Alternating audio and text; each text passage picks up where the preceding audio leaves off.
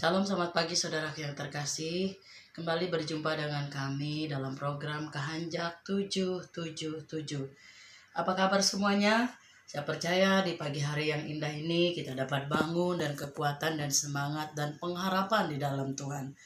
Keadaan dunia boleh membuat iman kita goyah, boleh semakin sulit, tapi kita yang punya Tuhan Yesus, kita yang hidup di dalam Tuhan Yesus, kita yang punya pengharapan di dalam Tuhan Yesus, saya percaya kita mempunyai kekuatan yang selalu baru yang Tuhan limpahkan dalam kehidupan kita.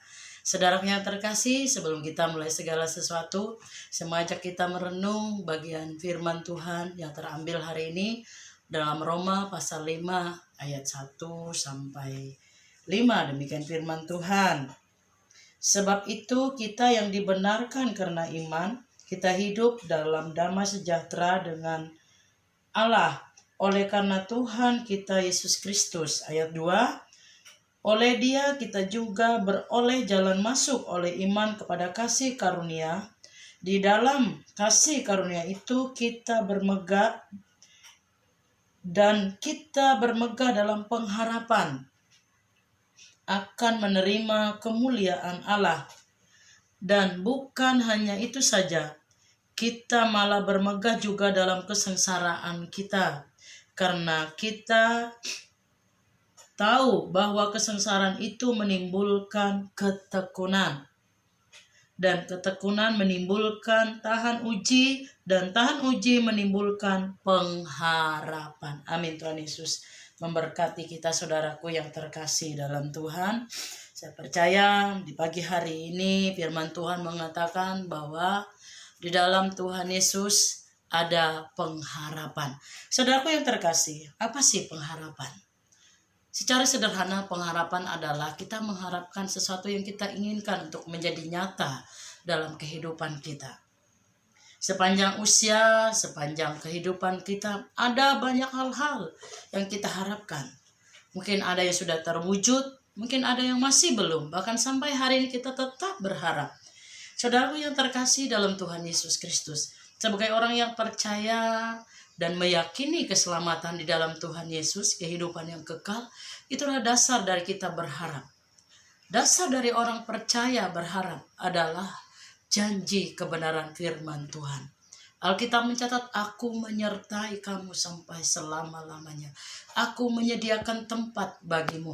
Aku memberikan hidup yang kekal kepadamu. Satu perkara, satu syarat kita harus percaya.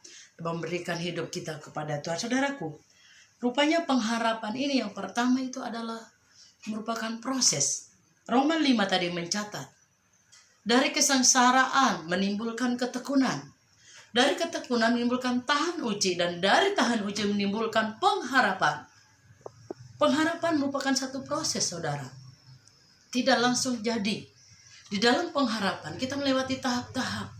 Kan kita berharap kepada Tuhan. Kita percaya kepada Tuhan. Menaruh pengharapan kita. Mungkin ada beberapa hal kita mengalami dalam kehidupan kita kesengsaraan. Yang mungkin orang nggak tahu. Tapi dalam batin kita merasa sengsara. Dalam kehidupan kita ada kesengsaraan. Tapi kesengsaraan itu menimbulkan untuk kita bertekun dalam doa, dalam iman, dalam sikap yang teguh, dan meyakini janji Tuhan dalam kehidupan kita. Yang membedakan kita dengan kepercayaan yang lain adalah kita punya pengharapan yang pasti. Keselamatan yang pasti, masa depan yang pasti.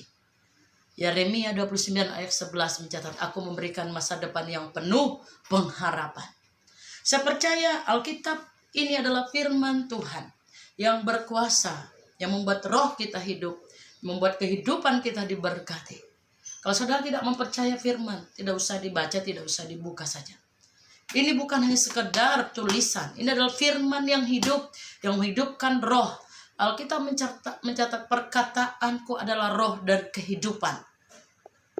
Yohanes mencatat, percaya dan yakini adalah janji Tuhan yang memberikan kita pengharapan yang pasti. Saudaraku yang terkasih.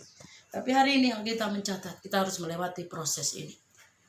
Ada penderitaan, melahirkan ketekunan, dan dari ketekunan melahirkan tahan uji. Jadi seseorang yang punya pengharapan yang teguh, meyakini pengharapan yang pasti di dalam Tuhan, dia akan melewati hal-hal ini itu, melewati kesengsaraan, bertekun dalam segala hal, dan juga tahan uji, sehingga menimbulkan pengharapan. Yang kedua, saudara, pengharapan, letakkanlah pengharapan kita kepada Tuhan.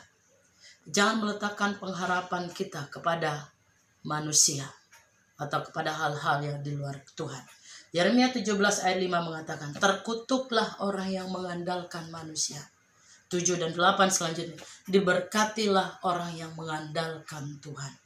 Ia akan seperti pohon ditanam di tepi aliran air yang senantiasa berbuah pada setiap musimnya. Ada pujian mengatakan, engkau ada bersamaku dalam setiap musim hidupku. Demikian dari kehidupan kita di pagi hari ini, saudara. Kalau kita meletakkan pengharapan kita kepada Tuhan, punya pengharapan yang tahan uji, sehingga kehidupan kita kuat di dalam Tuhan. Kita meyakini bahwa di dalam Tuhan Yesus ada pengharapan yang pasti. Mari saudara, dua hal ini saja yang kita lakukan di pagi hari ini. Bahwa pengharapan adalah satu proses, dan meletakkan pengharapan kita, meyakini, menaruh harapan kita ke dalam tangan Tuhan. Artinya mengandalkan seluruh kehidupan kita hanya kepada Tuhan. Saya percaya dalam masa-masa sukar ini, dalam masa-masa sulit ini, tidak ada lagi yang kita harapkan, tidak ada lagi yang kita andalkan. Hanya Tuhan Yesuslah dalam kehidupan kita. Disitulah kita harus punya pengalaman bahwa Dia benar-benar kurios, penguasa tunggal dalam hidup kita. Jadikan Dia kurios, jadikan Dia Savior, Juru Selamat.